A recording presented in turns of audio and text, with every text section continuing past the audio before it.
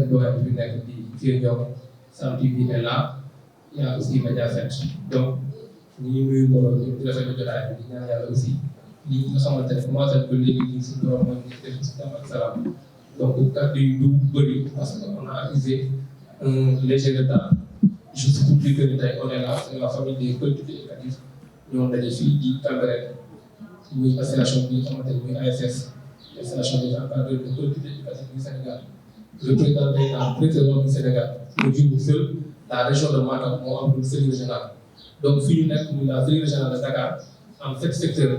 CAPA bii bokk ci CAPA tey moo amee activité bi nga xamante ne depuis bientôt 1 an mën nañu l'état dafa am ci niveau activité ASF yi te nag ñun xam na lu tax mu am muy la sa morceau bi nga xamante ne moo nekk ci aduna bi di Covid 19 bi moo tax ren ñu préparé campagne bi ñu ni kat pourquoi pas ñu indi benn thématique boo xamante ne dañ ciy waxtaan ak li nga xamante ne thème bi ñu bëgg waxtaan fii après suñu paree si ci xalaatam muy les vecteurs de civil et de riposte contre la Covid 19 damay wax Covid boobu bi mu taxawee ñi nga xamante ne mooy ASS bi joué na seen partition tey jël nañ enveloppe bu toll ci 500 000 à travers ça voilà yóbbu ko fële au niveau du ministère de la jeunesse gis nga tamit les membres de l'ASS joué seen partition tey ci li nga xamante ne mooy combat ci Covid boobu tey des exemples patents sont là pendant ren soo de jaay nit ñi ñëpp xam nañ ko et les députés mais en même temps membre de l'ASS à travers Revoca joué na ci son rôle tey directeur Ndiawat bu ñu nële coordonné na ci benn activité boo xamante ne muy nekk au niveau de la Dakar ku ci nekk ci ñun tey secteur boo mënti jógee rek jàpp na ni liggéey nga ci Covid bi te yaakaar naa loolu day wane ni citoyen la donc moo tax activité bii ñu indi tey fii ci Cambérène bëgg ci waxtaan yaakaar au sortir de cette activité dina am ay retombées yoo xamante ne dinañu mën a xalaat ci li nga xamante ne mooy post Covid bi maanaam bu Covid bi jàllee séeréer yi lan lañ ci war a mën a joué moo taxoon ñu xalaat indi waxtaan bi di ñaan yàlla suñu borom mooy ñu si ndam bu baax aussi tamit il est prévu su paree déjà avec secrétariat avec le modérateur ñoom dañ def benn compil document boo xamante ni pratiquement les participants yëpp ko mën a am moo tax feuille de présence leen jox am na partie bi nga xamante ne mën na defal email ñu partage ko yi ak yéen aussi mu am benn document fixe boo xamante mën nañ ko remonter ci kaw donc daal loolu laa doon wax di dalal gars yi bu baax a baax di déclarer ouvert de pare. thème bi ni ko Moussa waxee rek loolu la suñu panéliste yi à ma droite sëñ Saliou Ciment qui est directeur de CIE qui est un formateur qui est un élément de la Croix-Rouge day liggéey ci wàllu santé donc dina aborder benn sujet sur l'importance du secourisme. Mariam Soda qui est monitrice de collectivité éducative honorable def naa bu ma jumul maa ko formé c'était je me rappelle plus ban année la 2012 voilà donc muy ko am solo suñu biir di suñu rakk di suñu lépp ñu koy ñaanal également dafa am loo xamante ni il faut nit ñi ñu ci bàyyi xel yàlla dafay am lu nga xam ne day dogal day doon sax ci ñun parce que bu fekkee ni yàlla dogal na mu nekk ci statut am statut boobu mu am sag la moo tax bu jógee dañ lay teral ci loolu mooy teral suñu borom nangu lu yàlla def te loolu ay xéwal la loolu lay doon ñaan ci yow yàlla na la yàlla sàmm lafal la cat ba fi nga bëgg a egg yëpp yàlla na la fi yàlla eggale muy vraiment sa muur gi muuru ñëpp di présenter Cheikhou Diop qui est directeur de CIE qui est formateur également def naa ni ñëpp xam nañ ko ci ASS il a été le trésorier général de l'ASS de Dakar et c'est un formateur également secrétariat bi Oumou Wade et mi ngi jàkkaarloog ñun mais ñu ngi nuyu bu baax directeur Sakho di def naa secteur bi tey bu dundee c'est grâce en partie à Sakho vraiment c'est un homme de devoir il a consenti d'énormes sacrifices pour que cellule bi taxaw pour que ASS taxaw ñàkk jot nag day am parce que il est sollicité de tout bord Sakho ñu ngi lay gërëm ñu ngi lay sant et puis di la ñaanal wér yal na yàlla roof lu wér bu baax di remercier également le directeur El Hadji Ndiawar Diallo moom gis nga day làqatu mu ngi ci ginnaaw moom it vraiment jàmbaar la ci liggéey bi yéen waa secteur bi jërë ngeen jëf mais surtout Cheikhou ñi ngi remercier ñi bokk ci yeneen secteurs yi déplacé wu def sacrifice ñëw pour assister à cette rencontre loolu li muy wane ne rek mooy ASS benn la te y a une recommandation de l'ASS nationale du bureau qui est sortie tout ce ñu annoncé événement bi mooy que lii Cambérène def nii naka cellule régionaux yëpp def cellule régionale yëpp def te loolu boo demee ci groupe WhatsApp bu ASS di nga ko fa fekk ça veut dire que dinañu préparer rapport yi remonter ko mais également remercier nañu presse yëpp mais ñu ngi remercier bu baax Pape Ibrahima Ndiong sànq présenté nañ ko comme journaliste mais il est moniteur de CE moom moo ñu gën a mën affaire yi donc Dieng Ndiong sa teewaay kontaan nañ ci trop ku am solo la gars yi xam nañ la bu baax yéen la presse ñu ngi leen di gërëm. xam nañ ni depuis mars 2020 dañu arrêté toutes les activités des collectivités éducatives mu am ay conséquences yu mu engendré li ci ëpp mu coïncider ak ñu confiner les élèves les enfants dans les familles donc gis ngeen li mu engendré ay problèmes de jur mais ASS nag à l'époque Moussa l'a dit def nañ une contribution financière mais également une contribution matérielle parce que toutes les régions du Sénégal non seulement joxe nañ xaalis mais tout ce qui est produit yóbbu nañ ko au niveau de la gouvernance wala au niveau du service régional de la jeunesse wala service départemental de la jeunesse mais également sur le terrain gis nañu REVOCAP gis nañu commission Covid bu nekkoon Cambérène les membres de l'ASS nekkoon ci biir di def ay actions di def ay activités ñu gis ni loolu bi mu amee donc dañu arrêté tout ce qui est collectivité éducative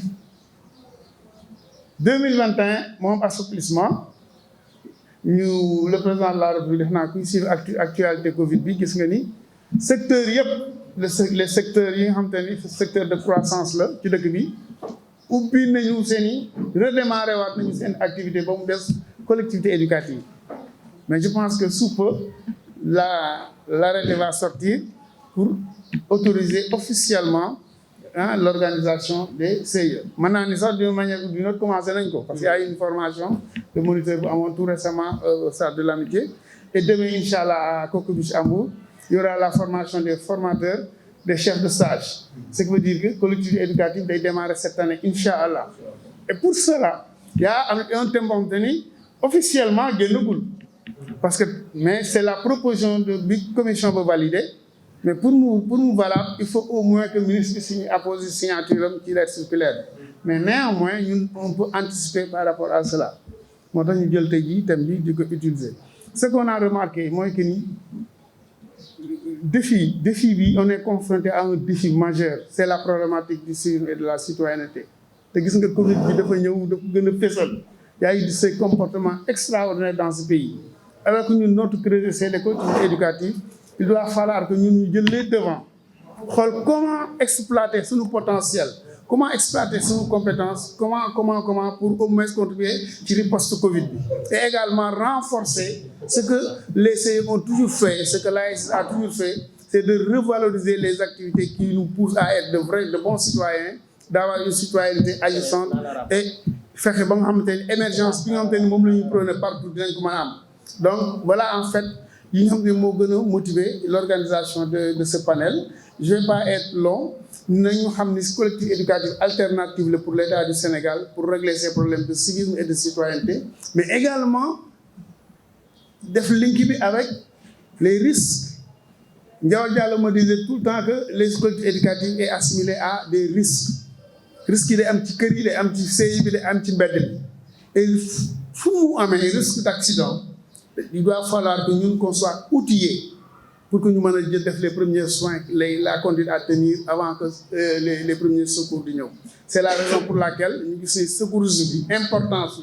secourisme ci collectivité éducative il faut ñu revisiter waat ko pour que vraiment mu mën a renforcer suñuy compétences par rapport à cela et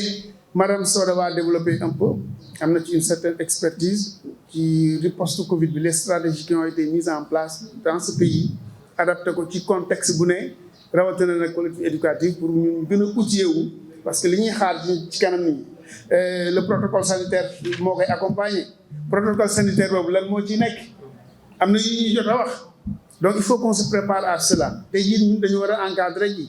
dañuy jox benn protocole sanitaire comment l'exploiter nan lañ koy mettre en œuvre et je crois que peut-être dina génn ci seen exposé. Maintenant su ñuy ñëw au vif du sujet comme nee na nañu tënk dinañ ko jéem a tënk le maximum possible Moussa daf ñu wax notion de secourisme ñëpp suñuy xalaat notion de secourisme c'est quoi? C'est ce que l'honorable député honorable Marième Faye Marième Soré Ndiaye voulait faire tout de suite. C'est quoi la notion de secourisme? On est en train de le faire chaque jour que Dieu fait. Ça yu ñu yeewoo ñu ngi def ay actes de secourisme mais peut-être nu ñu koy woowee moom mooy xaw a différence moom mooy xaw a nu ñu koy waxee sax moom mooy xaw a wuute ndax nit koo xamante ni nan la ñuy wax secourir une personne c'est quoi? C'est aider une personne qui est en situation de détresse, de danger wala de besoin koo xamante ni dafa yittewoo dara rek nga defal ko rek da nga ko secourir donc nit ku xiif sax nga jox ko mu lekk da nga ko secourir. nit koo xamante ne xamul fu mu jëm nga guidé teg ko si yoon dañ ko secourir nit ki nga xamante ne dafa bëggoon jël benn option comme par exemple mu jàng ba am bac man dama bëggoon def bi ñu ko yow kat gis nañ ne lii nga gën a am ay potentiel financier si côté bii la gën a nekk cours sax dañ ko secourir donc secourisme dafa nekk loo xamante ni dafa yaatu on le vit tous les jours mais maintenant nit ñi dañ jël notion de secourisme jagleel ko uniquement si fi nga xamante ne moom mooy le volet santé wala le volet sanitaire moo tax ñu si bëri ñu si am problème te loolu importance bi fan lay nekkee gis nga ñun suñu nekkee ay moniteurs de collectivité éducative ñu nekk ay les acteurs dans les collectivités éducatives c'est dafa nekk war a nekk une obligation ñu xam ay quelques notions de secourisme. Pourquoi? Parce qu'on est appelé à vivre pendant au moins 21 jours avec les enfants. Que si les collectivités éducatives comme mu nekk partenariat comme mu nekk centre aéré ak comme fu mu munti nekk si on n'a pas certains bagages certains backgrounds en secourisme je ne dis pas que c'est pas bien mais dina am lu bëri loo xamante ne daf ñuy manqué si côté bu nekk comme da nga yor maa ngi la doon tout à l'heure mais dafa fekkoon nga génn doon waxaat si sa kanam que dañuy am mbégte bu baax suñuy waxtaanee sécurité ñu fekk fi ñi nga xamante ni seen xam-xam màcc na jëm si wàllu lu si mel ni yow bien vrai que ñoo bokk comité bu parcelle bu Dakar yow yaa ngi bu ànd maa ngi comité local bu Parcelles Assainies mais ñu ngi la siy sant bu baax si sa teewaay di la jaajëfal bu baax dama doon wax naan lii daf ñuy neex ndax suñu juumee nga mun ñoo gàggante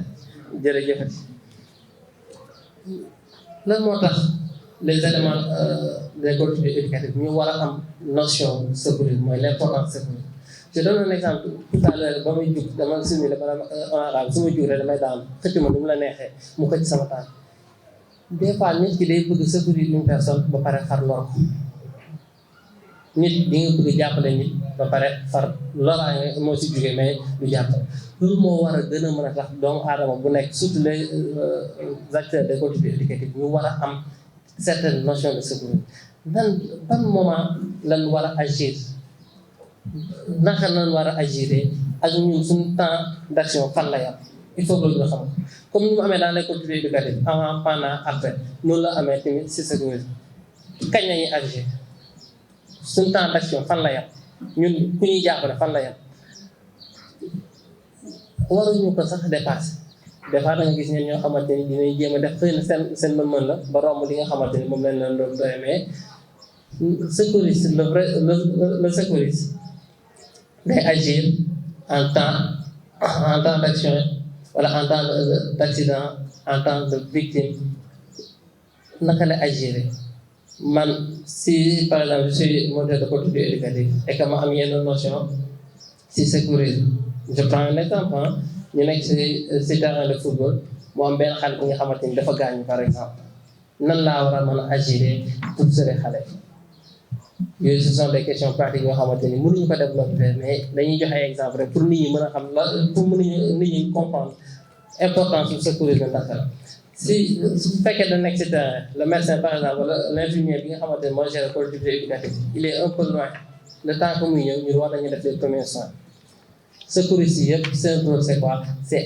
def les premiers soins avant que ñuy jébal ki nga xamante ni moom la xam-xamam màcc si wàllu woowu ñu foofu rek na war a mën a yem après su koy yóbbu hôpital ñu yóbbu hôpital suñ koy dégagé par les sapeurs-pompiers ñu dégagé suñ koy transporté feneen dañuy transporté donc monteur bi nga xamante ne dafa nekk dans une collectivité éducative su amee benn connaissance en milieu secourisme loolu c'est un plus pour moi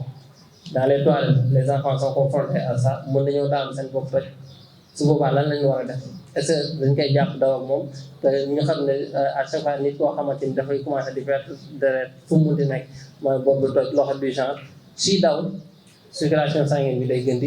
gën di yoon te loolu tamit des fois daf ñuy arrivé dans une communauté éducative xale bi gaañu sa tiitaange moo lay yóbbu ba da ngay bëgg jàpp loxo bi rek ànd ak moom daw yóbbu ko si infirmier bi wala nga jéem ko yëkkati ànd ak moom yóbbu ko si médecin bi ainsi de suite te loolu soo xamul exactement sa temps fan la doo si mën a intervenir moo tax ce débat là man du ma neex trop parce que notion de secours du théorie kese du loo xamante ni en 10 20 30 minutes mën nañ ko régler mais dafa nekk loo xamante ni c'est une pratique de tous les jours et que man damay def benn appel à tous les moniteurs de conduite éducative ñu jéem a approché wu dans les comités locaux yu nekk fépp bu nekk Parcelles am na bu nekk Cambérène am na bu nekk Dakar foo mënti nekk si secteur yu nekk Dakar yëpp am na benn comité local bi nga xamante ne mën nañ leen fa defal formation secouriste. Pourquoi ñu naan importance secouriste je donne un exemple tey jii suñu kër suñu génn sax suñu kër yi soo génnee si mbedd mi par exemple nga fekkee benn accident lu ñuy njëkk a constaté surtout jamono ji ñu nekk nii téléphone filmé soit Snap xam nga nu ñu koy tuddee live en direct loolu la ñuy gën a constaté et pourtant du ñu mayte sax léegi le temps des secouristes pour ñu agir normalement même su fekkee sax yow sa xam-xam màcc na si wàllu boobu loolu ça te permet yow en tant que secouriste yow su fekkee moment yooyu da nga si fekkee di nga mën a sauver la personne avant que santé bi détérioré wu benn des fois sax si les premiers secours moom ngay mën a sauver nit ki avant muy ñàkk bakkanam mais nee na maintenant nag si les premiers secours su fekkee maîtriser woo ko comme lu ma gis temps yi ni ñuy def surtout événement Jakarta yi nga xam ne mi ngi commencé bëri Dakar ba si dem moo si mujj da ngay gis kenn koo xam ne dafa daanu wala oto mbëkk ko si Jakarta nit ñi lu ñuy njëkk def mooy dem jàpp ko yanu ko wàccee ko tari te loolu ce sont des gestes yoo xamante ni c'est à bannir parce que balaa ngay déplacer tonton yor mii nii balaa ngay déplacer victime daa am ay série de questions yoo xamante ne war nga ko mën a laaj daa am ay série de tentation yoo xam ne war nga ko war a palper ba xam exactement yaram fan ak fan moom moo am jafe-jafe ba pare xam nu ñuy déplacer victime parce que victime yëpp ñoo bokk nañ leen di déplacer am na ñoo xamante ni benn nit mën na ko déplacer am na ñoo xam ne par 2 am na ñoo xam ne par 3 ainsi de suite donc soo xamul loolu lépp bëgg déplacer cette personne là je pense que au lieu que nga koy indi saafara jàngoro nga koy gën di yokkal kan mooy secouriste ñun dañuy jàpp ni doomu aadama bu nekk secouriste nga war a doon doomu aadama bu nekk secouriste nga war a doon surtout dans un milieu de collectivité éducative sa kër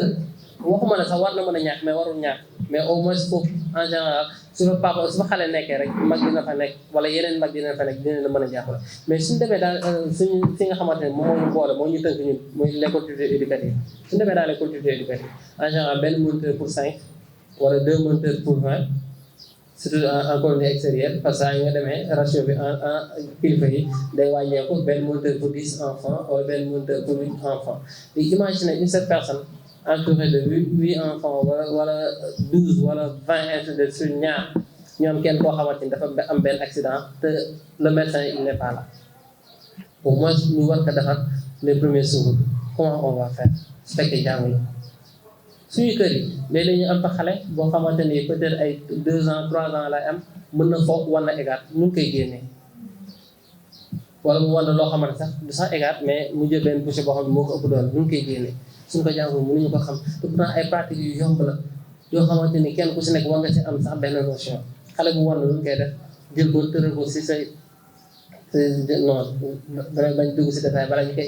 essayer te duñu ko maîtriser mais ay gestes yoo xamante ni dañ ko war a jàng suñu kër yi dañ ko war a jàng suñu génn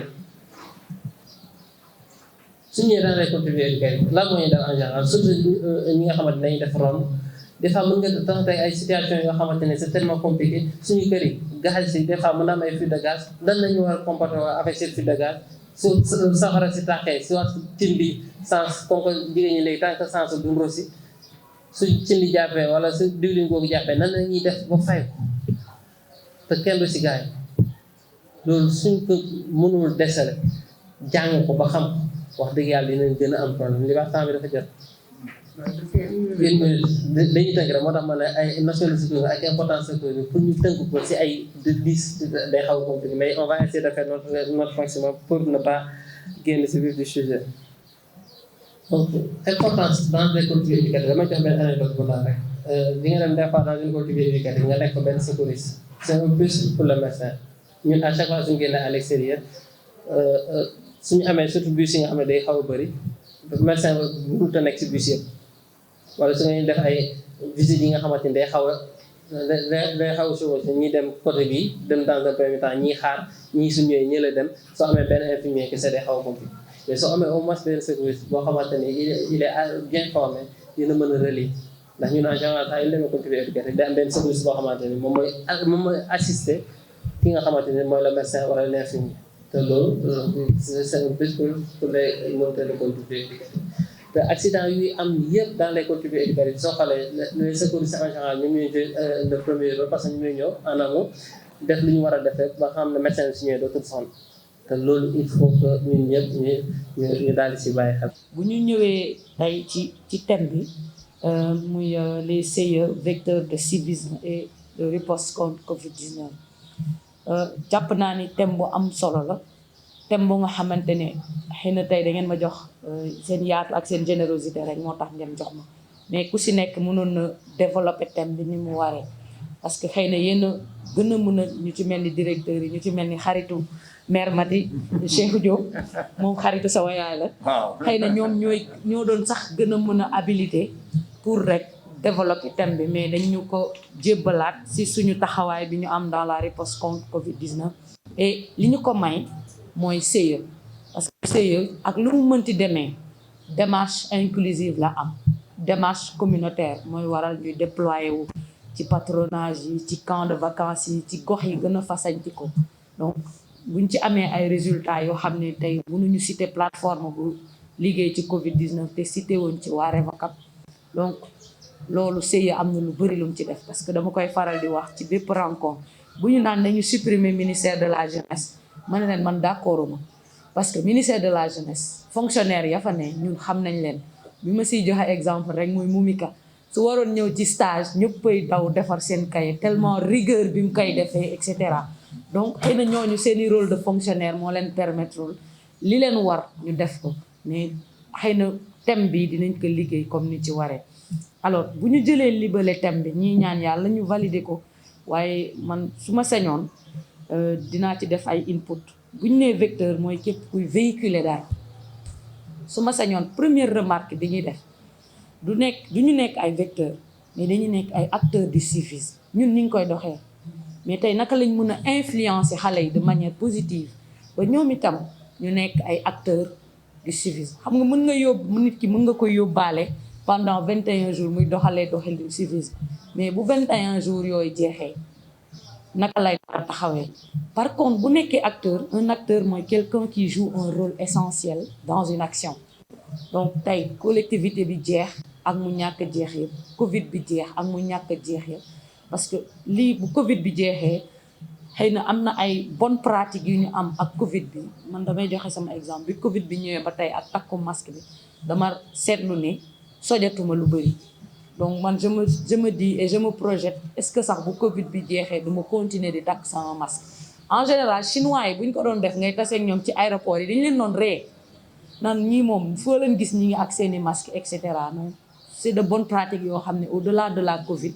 am nañ ko mais bu ñu ñëwee à notre sein tey au-delà de l'aspect financier aide bi ñu joxe pour ministère de la jeunesse appui matériel bi ñu joxe mais les CIE ont joué un rôle prépondérant dans la riposte contre Covid-19 humainement ils ont pris des risques bàyyi nañ seen ay njaboot dem ci respect des mesures barrières ci sensibilisation sànq yaa ngi koy wax directeur Ndiawar def na ay activité ak waa ville de Dakar et cetera ñun ñi nga xam ne dañu am ay ñoñ ñoo xam ne ay moniteurs lañ nekk ci école bi lorsqu'il s'est agi de rouvrir les écoles ñoom naka lañ taxawee ci respect protocole sanitaire bi négligence bi seen moroom yi naroon am et cetera ci biir plateforme de riposte contre Covid-19 yi naka la ñoom itam nañ lañ taxawee maa ngi doon cité sànq ñoom directeur Simal ñoom Fat Senghor ci biir plateforme Revacap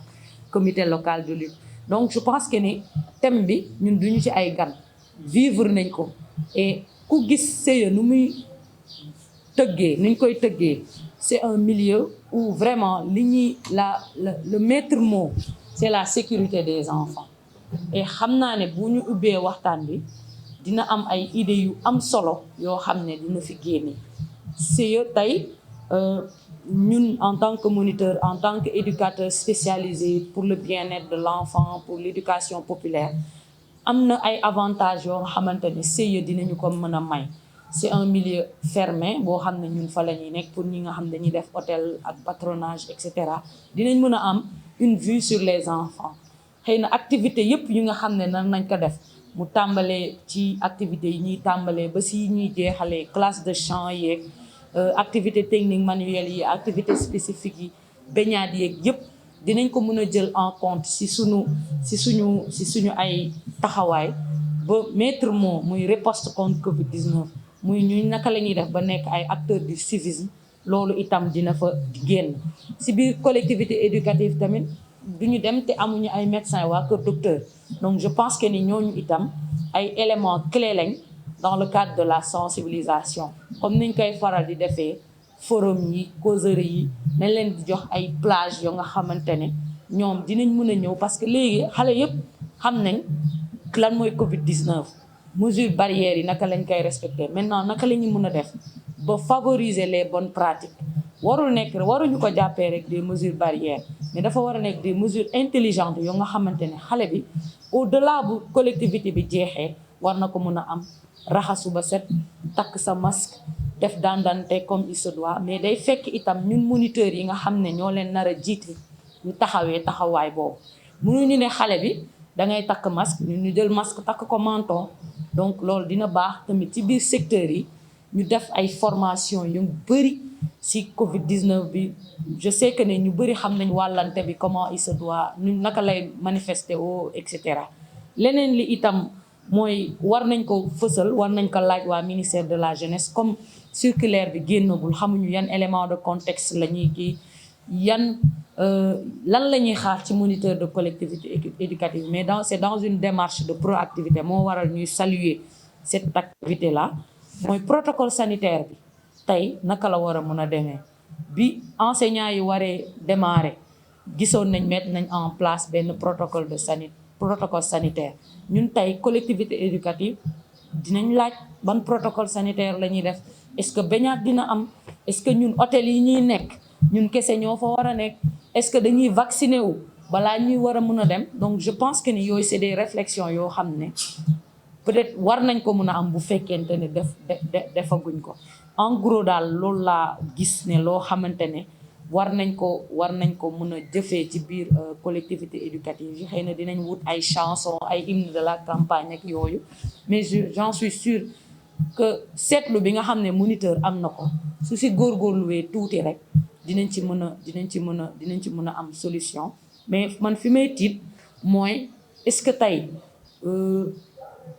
colonie de vacances rek la ñuy dem wala patronage dina am wala centre aéré parce que li ñuy seetlu mooy est-ce que du nekk rek mbirum privilégié ñi nga xam ne ay doomu borom barke la ñoo nar a am chance vivre événement boobu tey ñun en tant que moniteur de collectivité éducative en tant que directeur yuy soutenir des couches vulnérables muy ci camp de vacances yeeg personnes démunies yi ñooñu ñun tey naka lañ war a mën a taxawee donte moyens yi xëy na du mate mais ak ingéniosité comme niñ koy waxee moniteur dammitu malaaka la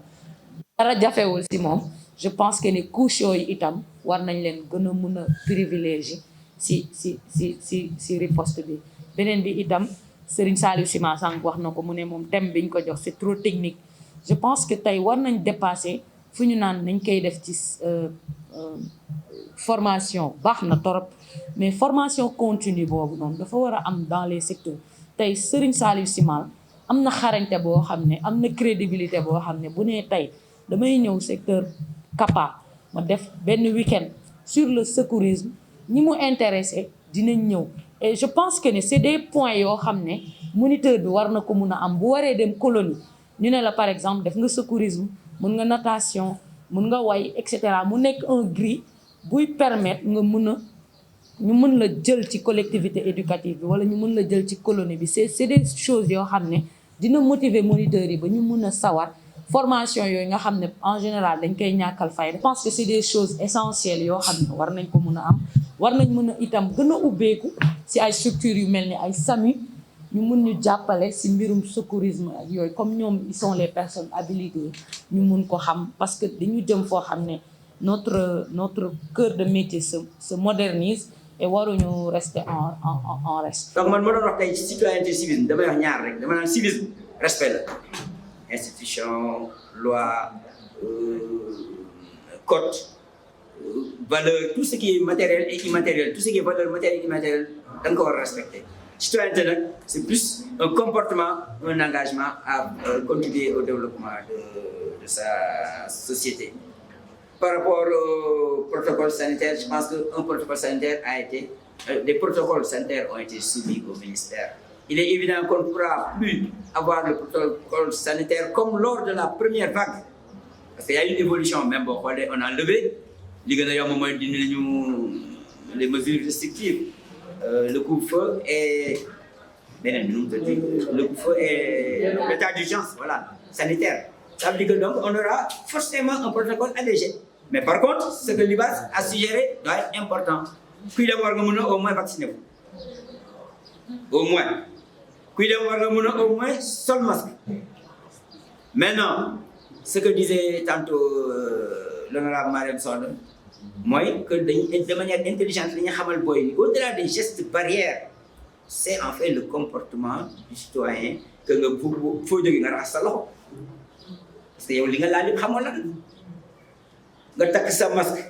quand tu es en présence des personnes parce que comme elle a donné l'exemple les asiatiques c'est parce que ñu polluent.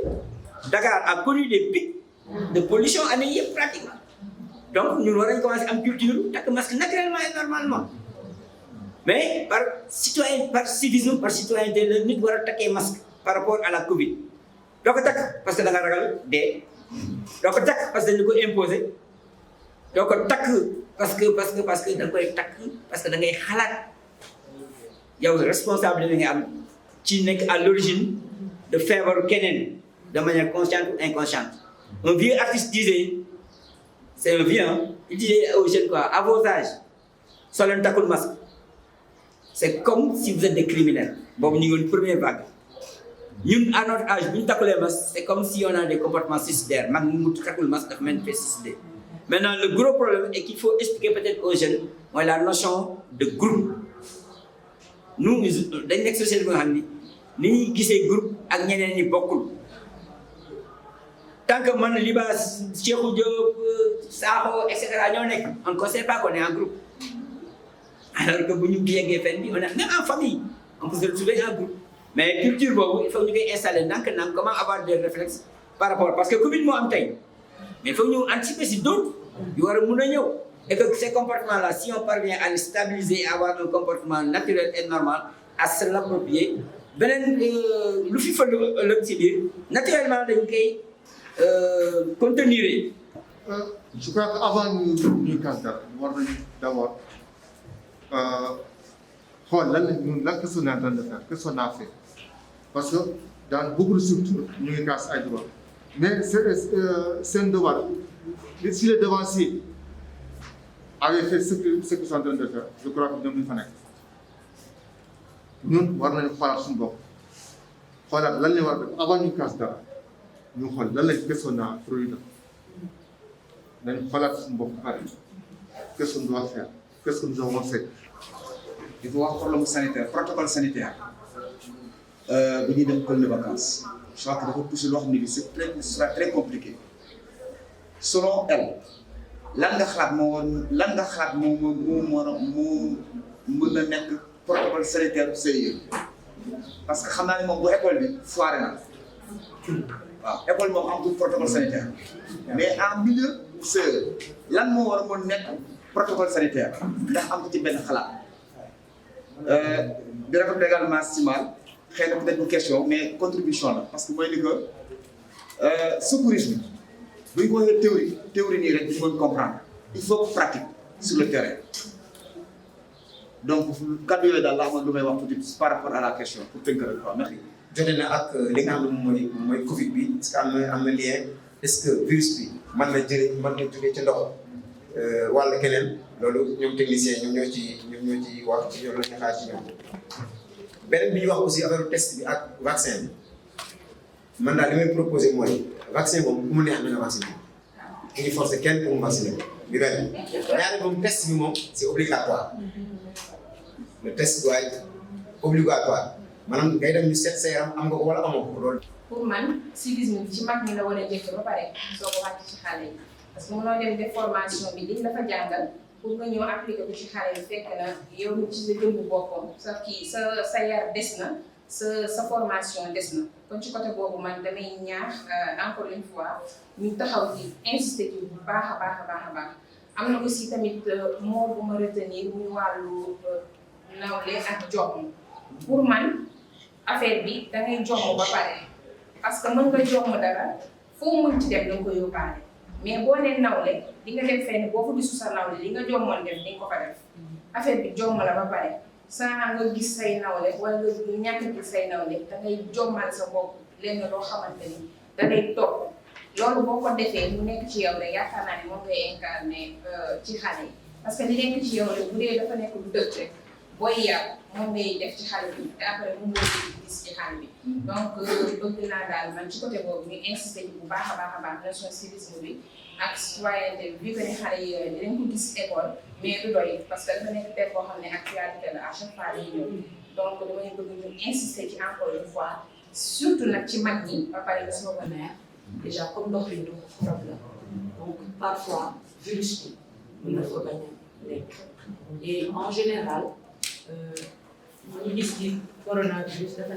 bokk ci les maladies à zoonose c'est-à-dire transmission animale la mën na bañ a fës trop parce que les plantes les animaux aquatiques ne sont pas en surface donc ci eau souterraine yi la ñu nekk la baignade avec la piscine avec l'eau de la piscine li ñu seetlu mooy eau de la piscine bi ak chlore bi dañuy désinfecter dinañ def eau de javel donc mën nañ craindre foofu xëy na virus dafa nekk même avec les eaux douces foofu itam absence de contamination am na waaye itam waruñu fàtte les mesures barrières donc quelle que soit la nature de la baignade dañoo war a am toujours en tête les mesures barrières yokk si itam comme ni ko directeur Ndiawar waxee fu ñu doon sóob xale yi 20 dañu sóob 10 il est arrivé en France wala nit ñi sax di bañewu yor seen ay masques donc mën nañ xool naka lañ ko mën a adapté en milieu sérieux beneen bi mooy ban protocole sanitaire lañ war a mën a yóbbu te ne dañuy doole rek pour ñii dem mais man jàpp naa ni comme te vaccination moo ñuy jox immunité collective te loolu du man maa ko wax en tant que Ndofane mais ce sont les scientifiques qui l'ont dit su askan bi yëpp vacciné woo dinañ am immunité collective bu jumte peut-être 60 jëm 80%. Donc man dama jàpp ni dañoo war a topp tegtalu waa kër docteur am na fu ñuy dem sax ay France ku war a too embarqué te amuloo passeport sanitaire boobu li la koy jox mooy la vaccination donc man jàpp naa ne tey képp ku bëgg dem collectivité éducative dangaa war a vacciner leneen li itam je pense que ni c'est essentiel mooy les mesures barrières au-delà de la vaccination ñetteel bi war nañu peut-être xalaat ay tests systématiques comme il arrive que ñu def ay colonie 21 jours et cetera ñu am ay wut benn équipe pour def test PCR yeeg ñoom seen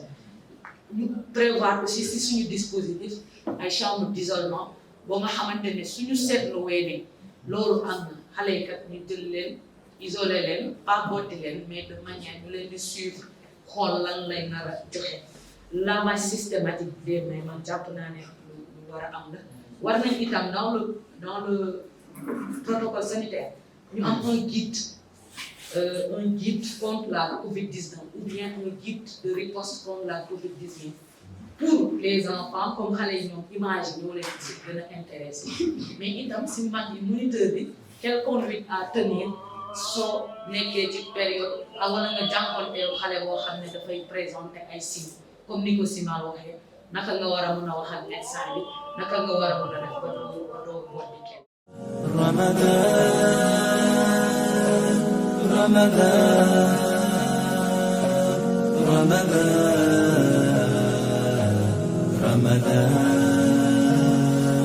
مرحبا يا رمضان مرحبا يا رمضان